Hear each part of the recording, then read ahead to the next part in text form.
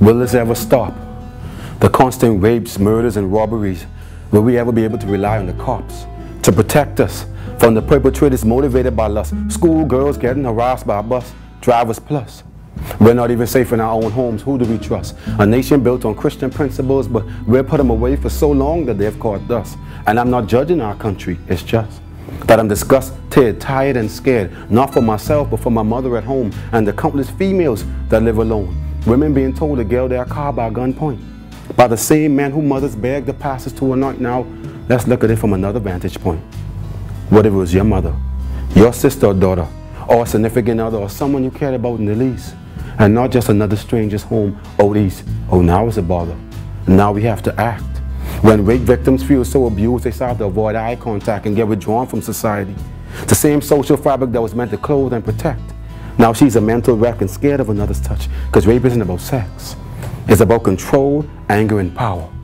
And I can imagine how she feels after being violated when she took that first shower. No amount of candies or flowers can restore the hug what this man took from her in half an hour. So every relationship that's after will suffer, always with a bit of sweet, but with memories of sour. She explained to me that it felt like her soul had been devoured, and she could see his face every day and still hear the words that bastard had to say and replay the events like a rerun of a show that she doesn't want to watch but can't let go, thinking, was it something I had on?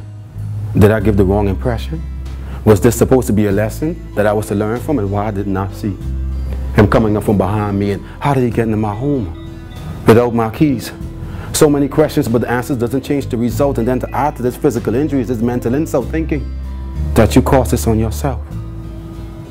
But put all your doubts aside, and as a community, let's rise above the suppression of the media to hide our shortcomings. And let's tell the police, let's put more cops on the streets, because what's the use of having an unmarked car if the criminals don't know where and who you are? To me, prevention is better than the cure, and circle our communities every day.